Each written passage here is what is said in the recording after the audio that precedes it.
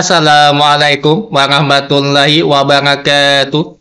Bismillahirrahmanirrahim. Alhamdulillah, jumpa lagi dan kami Rusdia Mawang, anak kampung dari Pulau Kalimantan. Pada kesempatan kali ini, video yang ingin kami bagikan kembali mengenai contoh soal dan pembahasannya terkait dengan seleksi P3K teknis untuk administrasi perkantoran tahun 2024. Oke, kawan-kawan Bapak Ibu, ini merupakan bagian kedua atau part yang kedua. Jadi, sesuai dengan keputusan Menteri PAN-RB nomor 347 tahun 2024 tentang mekanisme P3K tahun anggaran 2024, secara rinci jumlah soal ada 145 soal yang terdiri dari yang pertama seleksi kompetensi teknis 19 soal, yang kedua seleksi kompetensi manajerial 25 soal, yang ketiga seleksi kompetensi sosial kultural 20 soal, dan yang keempat wawancara ada 10 soal. Kita lanjut langsung ke bagian butir soal. Di sini ada 30 contoh soal serta pembahasannya. Untuk pilihan gandanya cuma sampai dengan abjad D. Jadi mohon maaf kawan-kawan Bapak Ibu karena masih pemula, biar singkat dan cepat, tidak terlalu banyak kira-kira masuk ke otak. Oke, kita lanjut ke bagian soal pertama. Tujuan utama pengadaan aparatur sipil negara atau ASN sebagaimana diatur dalam Permen-PAN RB nomor 6 tahun 2024 adalah: A. Meningkatkan kesejahteraan pegawai ASN. B. Memenuhi kebutuhan ASN yang tepat sasaran, tepat jumlah, dan tepat guna. C. Mempercepat promosi jabatan bagi ASN berprestasi. D. Memenuhi persyaratan administratif instansi pemerintah. Kira-kira jawabannya B. Memenuhi kebutuhan ASN yang tepat sasaran, tepat jumlah, dan tepat guna. Pembahasannya, pengadaan ASN bertujuan untuk memenuhi kebutuhan pegawai ASN sesuai dengan kebutuhan, tepat sasaran, jumlah, dan guna, serta meningkatkan kualitas pelayanan publik. Hal ini sesuai dengan pasal 2 Permen-PAN RB nomor 6 tahun 2024. Oke, kita lanjut ke soal berikutnya. Nomor 2. Prinsip utama pelaksanaan pengadaan ASN meliputi kecuali A. Kompetitif, B. Transparan, C. Adil, D. Mengutamakan senioritas. Ini yang kecuali. Jawaban yang benar adalah D. Mengutamakan senioritas. Pembahasannya, prinsip pengadaan ASN diatur dalam pasal 3 Permen-PAN RB nomor 6 tahun 2024, yaitu kompetitif, adil, objektif, transparan, bersih dari KKN, dan tidak dipungut biaya. Untuk senioritas tidak termasuk dalam prinsip tersebut. Oke, kita lanjut ke soal berikutnya. Nomor 3. Apa yang dimaksud dengan pegawai pemerintah dengan perjanjian kerja P3K menurut Undang-Undang ASN nomor 20 tahun 2023? A. Pegawai tetap yang diangkat oleh pemerintah tanpa perjanjian kerja. B. Pegawai pemerintah yang diangkat oleh pemerintah berdasarkan perjanjian kerja. C. Pegawai swasta yang bekerja pada instansi pemerintah. D. Pegawai negeri yang memiliki jabatan fungsional tertentu. Jawabannya B. Pegawai pemerintah yang diangkat oleh pemerintah berdasarkan perjanjian kerja. Pembahasannya, menurut Undang-Undang ASN nomor 20 tahun 2023, P3K adalah pegawai yang diangkat oleh pemerintah berdasarkan perjanjian kerja untuk jangka waktu tertentu. P3K memiliki hak dan kewajiban yang setara dengan PNS dalam lingkup tugas yang sama. Kita lanjut ke soal berikutnya, nomor 4. Berdasarkan Undang-Undang ASN Nomor 20 Tahun 2023, siapa yang berwenang mengangkat P3K? A. Presiden langsung. B. Kepala Badan Kepegawaian Negara (BKN). C. Pejabat Pembina Kepegawaian (PPK). D. Menteri Dalam Negeri. Jawabannya C. Pejabat Pembina Kepegawaian atau PPK. Pembahasan pejabat pembina kepegawaian atau PPK yang berwenang untuk mengangkat P3K sesuai dengan aturan yang berlaku sebagaimana diatur dalam Undang-Undang ASN. Kita lanjut ke soal berikutnya. Salah satu hak yang dimiliki oleh P3K menurut Undang-Undang ASN Nomor 20 Tahun 2023 adalah A. Hak cuti tanpa alasan. B. Hak atas penghasilan yang layak sesuai jabatan. C. Hak mendapatkan pensiun seumur hidup. D. Hak menjadi PNS secara otomatis. Jawabannya B. Hak atas penghasilan yang layak sesuai dengan jabatan. Pembahasan P3K memiliki hak untuk mendapatkan penghasilan yang layak sesuai jabatan dan beban kerja. Namun, P3K tidak memiliki hak untuk mendapatkan pensiun atau menjadi PNS secara otomatis. Jadi, sementara ini, kawan-kawan Bapak Ibu, P3K belum ada aturan untuk mendapatkan pensiun. Kita lanjut ke soal berikutnya, nomor 6. Yang bukan termasuk jenis surat dinas adalah A. Surat keputusan. B. Surat undangan rapat. C. Surat edaran. D. Surat pribadi. Yang bukan surat dinas. Jawabannya ini mudah, kawan-kawan Bapak Ibu. D. Surat pribadi. Pembahasan surat pribadi bukan termasuk surat dinas karena bersifat personal dan informal. Sebaliknya, surat keputusan, surat undangan rapat, dan surat edaran merupakan jenis surat dinas yang digunakan dalam kegiatan administrasi perkantoran. Kita lanjut ke soal berikutnya. Nomor 7. Dalam surat dinas, kop surat digunakan untuk A. Memberikan identitas pengirim surat. B. Menyampaikan isi surat dengan lebih jelas. C. Menarik perhatian penerima surat. D. Menyimpan informasi rahasia surat. Jawabannya A. Memberikan identitas pengirim surat. Pembahasan kop surat berfungsi sebagai identitas resmi instansi atau organisasi yang mengeluarkan surat.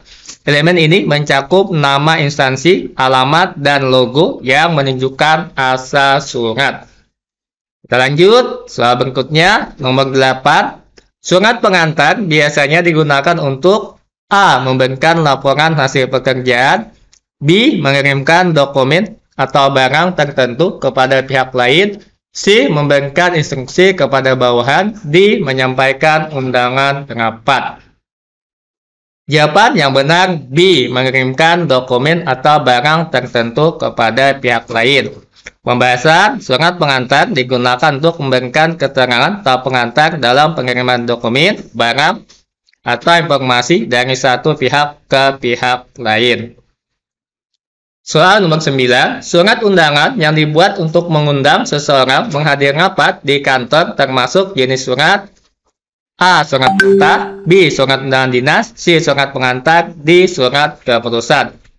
Ini sangat mudah, kawan-kawan Bapak Ibu. Jawabannya adalah surat undangan dinas. B. Pembahasan surat undangan dinas digunakan untuk mengundang seseorang menghadiri rapat, seminar, atau kegiatan resmi lainnya yang berhubungan dengan pekerjaan atau tugas kedinasan. Kita lanjut, soal nomor 10. Apa yang membedakan surat keputusan dengan surat edaran? A. Surat keputusan bersifat formal, sedangkan surat edaran tidak. B. Surat edaran tidak memerlukan nomor surat. C. Surat keputusan berisi pengambilan keputusan resmi, sedangkan surat edaran berisi pemberitahuan umum. D. Surat keputusan hanya berlaku untuk pimpinan. Jawabannya C. Surat keputusan berisi pengambilan keputusan resmi, sedangkan surat edaran berisi pemberitahuan umum.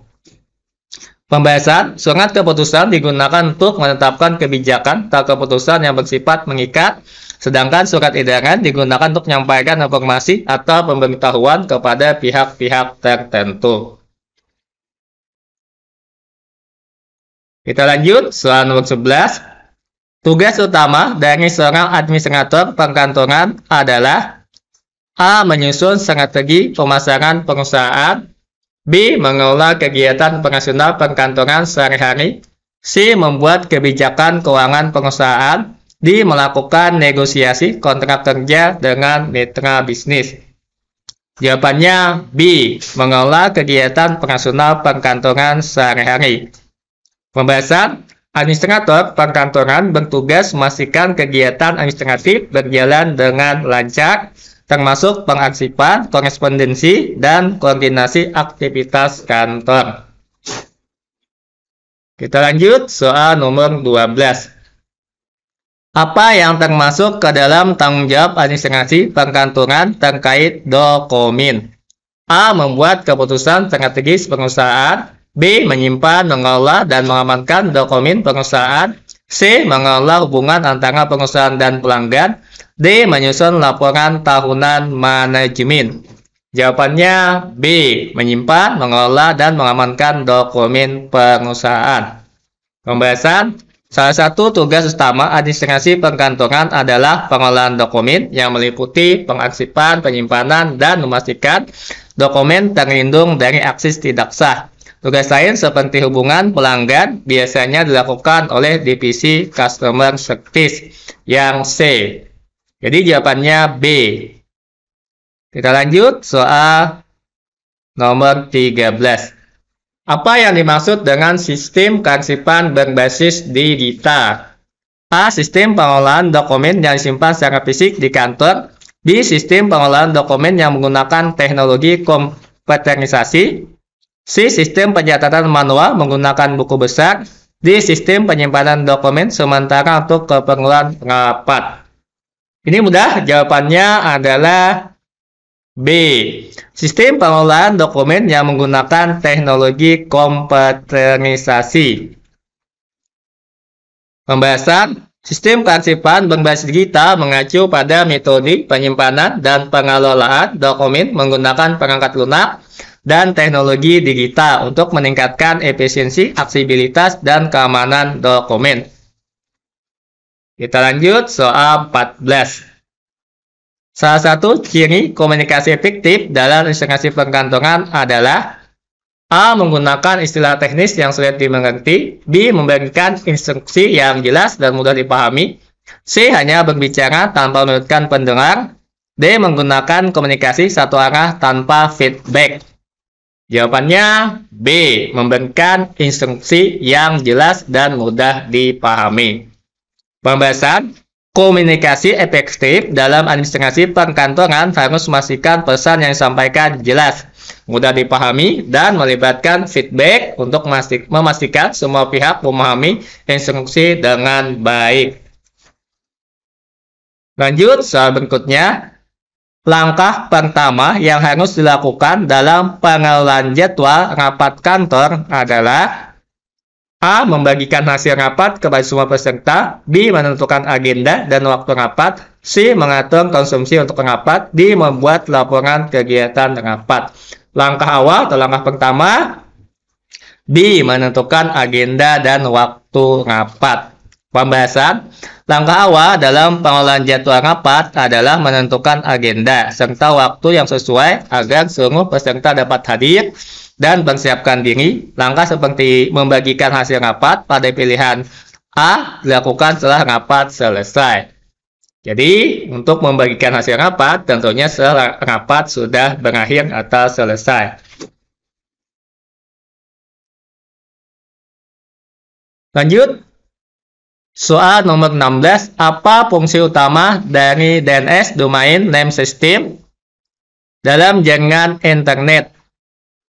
A. Menghubungkan komputer ke internet, B. Mengubah nama domain menjadi alamat IP atau IP, C. Mengatur pengiriman data melalui jaringan. D. Melindungi data serangan cyber. Jawabannya B. Mengubah nama domain menjadi alamat IP atau IP. Pembahasan DNS Domain Name System berfungsi untuk menerjemahkan nama domain. Misalnya www.google.com menjadi alamat IP misalnya 8.8.8.8. Ini mempermudah penggunaan akses situs.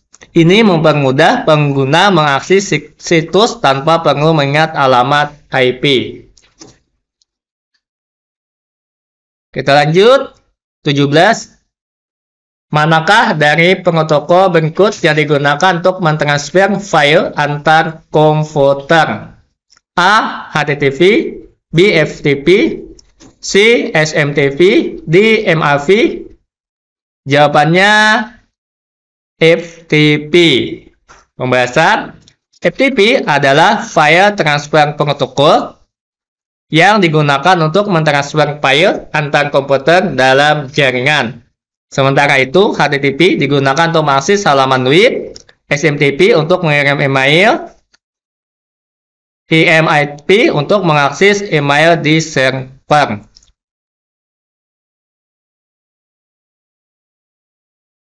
Kita lanjut, soal berikutnya. 18. Perangkat yang berfungsi untuk menghubungkan beberapa perangkat dalam satu jaringan lokal atau LAN disebut A. Router, B. Switch, C. Modem, D. Access point. Jawabannya switch. Switch adalah perangkat yang menghubungkan beberapa perangkat dalam satu jaringan lokal atau LAN dan memastikan data dikirim ke perangkat yang benar.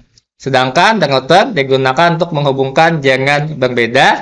Untuk modem menghubungkan ke internet, access point untuk memberikan akses Wi-Fi atau Wi-Fi.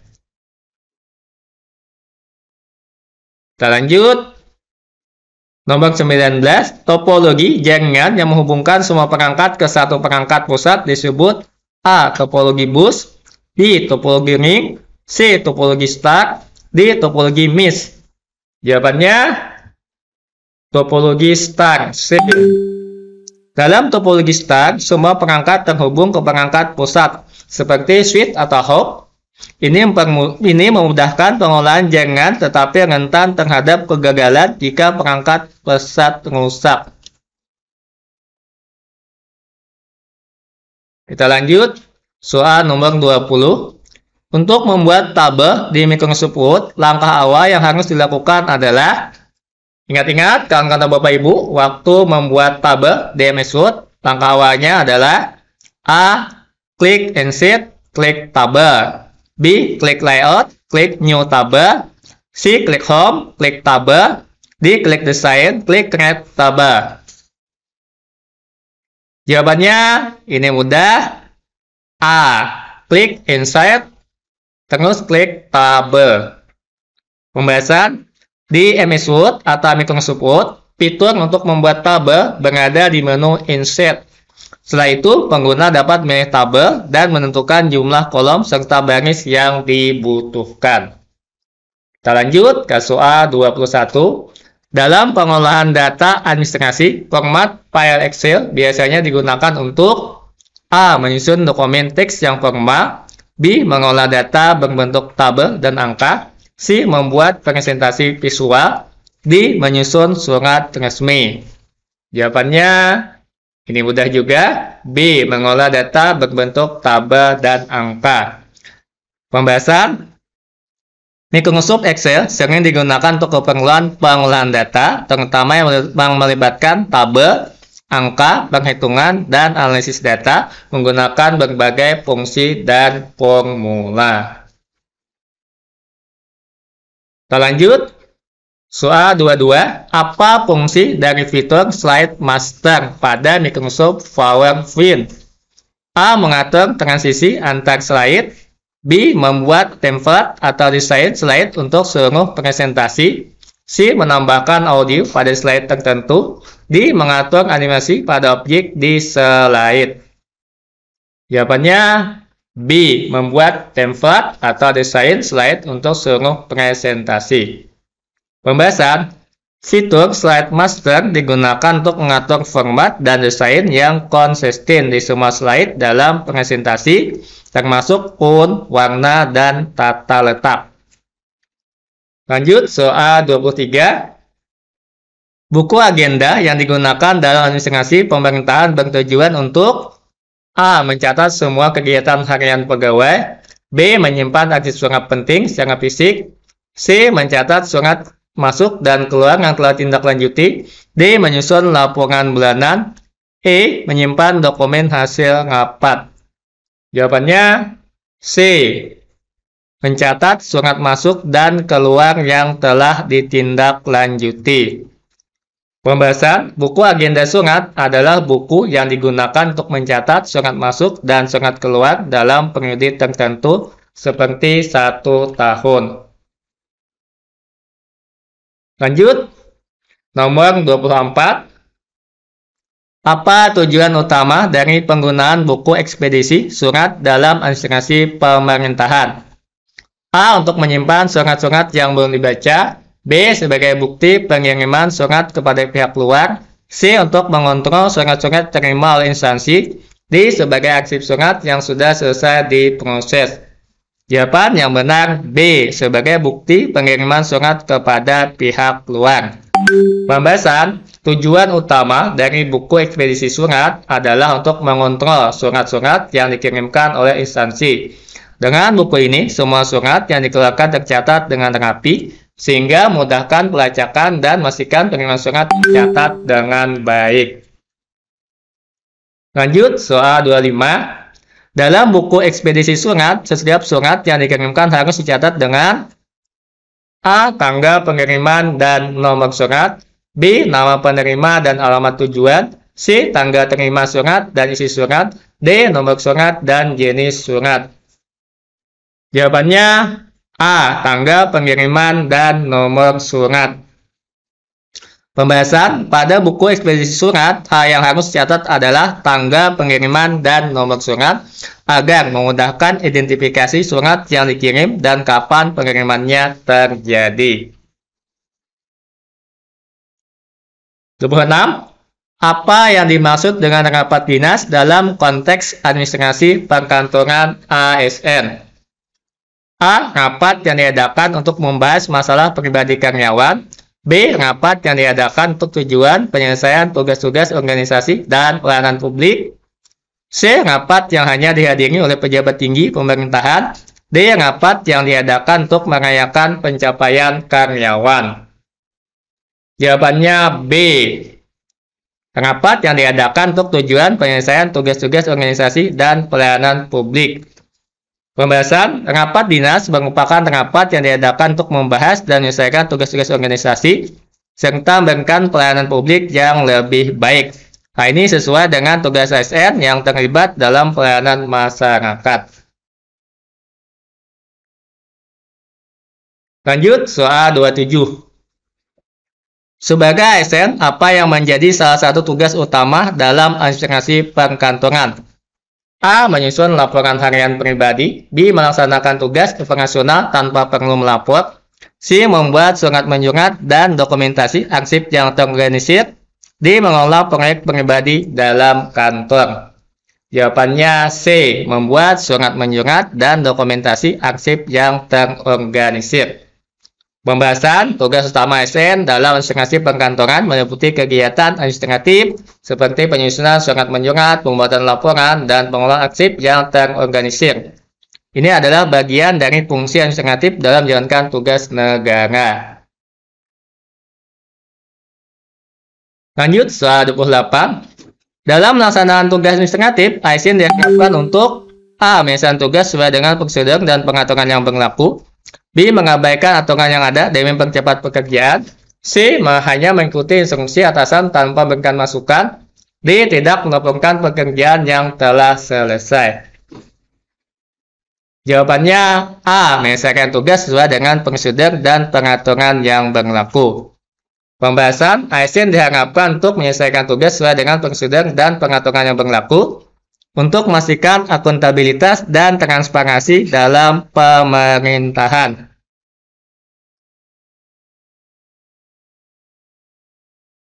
Lanjut, soal 29.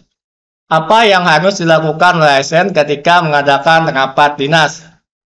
A. Menyusun agenda rapat, mengundang peserta yang relevan, dan membuat notulen rapat. B. Mengadakan rapat tanpa agenda atau perencanaan terlebih dahulu. C. Menghindari pembahasan topik penting selama rapat berlangsung. D. Membatasi rapat hanya untuk masalah teknis. Jawabannya A. Menyusun agenda rapat, mengundang peserta yang relevan, dan membuat notulen rapat. Pembahasan, dalam mengadakan rapat dinas, ASN harus susun rapat. Mohon maaf, kami ulangi.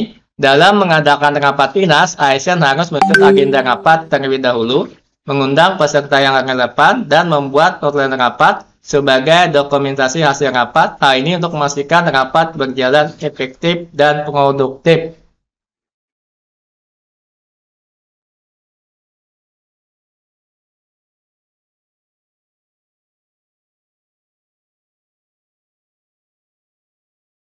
Soal terakhir, 30. Pemberhentian ASN dalam asuransi perkantoran yang dilakukan karena pelanggaran disiplin harus dilengkapi dengan A. Surat peringatan pertama, B. Surat keputusan pengadilan, C. Audit keuangan, D. Proses pemeriksaan oleh Komisi ASN. Jawabannya D. Proses pemeriksaan oleh Komisi ASN. Jawaban pembahasannya, dalam hal pemberhentian ASN karena pelanggaran disiplin, prosedur yang berlaku mengharuskan dilakukannya pemeriksaan terlebih dahulu oleh Komisi ASN. Komisi ASN berperan untuk memeriksa dan memberikan rekomendasi terkait pelanggaran yang terjadi, sehingga pemberhentian dapat dilakukan secara sah. Oke, kawan-kawan Bapak Ibu, sudah 30 soal yang kami sampaikan dan kami bacakan beserta pembahasannya. Ini ada tambahan soal bagi kawan-kawan Bapak Ibu. Akan mendapatkan hadiah bagi yang beruntung. Mohon izin, coba kami bacakan soal terakhir, tambahan bonus. Apa saja judul lagu wajib nasional yang sudah kalian hafal? A. Indonesia Raya. B. Gugur Bunga. C. Mari Tak Gentar. D. Mengheningkan Cipta. I. Haimni Guru. F. Semuanya hafal. G. Silahkan tulis sendiri. Oke, kira-kira itu saja yang bisa kami sampaikan pada kesempatan singkat dan cepat kali ini. Semoga nantinya kalian semua lolos dan sukses jadi ASN P3K tahun 2024, termasuk kami yang juga membacakan soal ini. Sampai jumpa lagi di lain waktu dan kesempatan. Akhirnya kami sudahi dan ucapan wabillahi taufik wa hidayah. Assalamualaikum warahmatullahi wabarakatuh.